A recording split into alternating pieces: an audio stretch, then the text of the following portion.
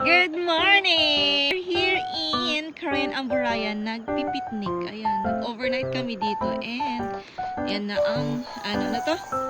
Ilocos at La Union na bandok. Ayan, merong nagkakatch na doon ng, ano yan? Ng fish. Ayan, nagpa-foggy na. Pero in fairness, dito sa may campsite namin, ang init, my God!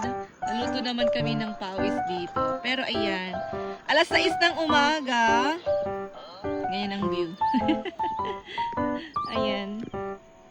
Ayan. So, ayan. Ito naman kami ni Arkidandan. Say hi, anak. Hi! Gising na kami ang init dito sa loob. Bunga.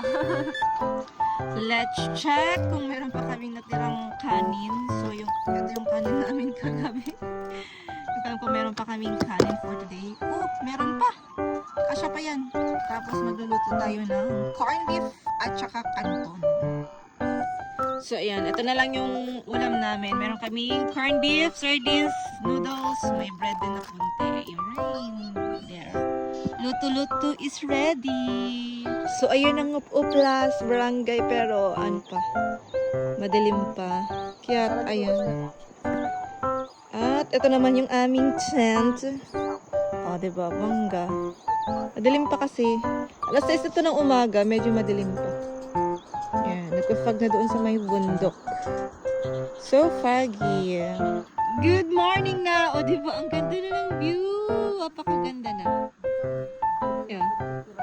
Ayan, tagay-sursuro Jenny. Nya ka, no?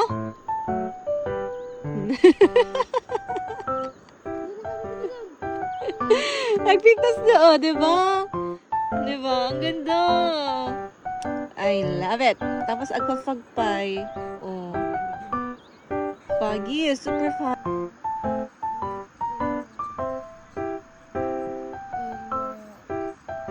Let's eat. Ayan, Arkidan, let's eat. Let's eat. Here. Goodbye! Kain tayo. Bye! Ayan, ito na yung kanilang corned beef. Ayan na ang haring araw.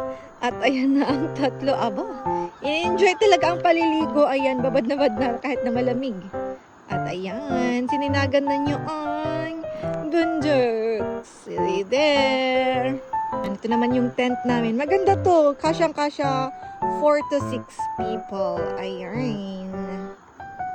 Grabe ang view. Apakaganda talaga.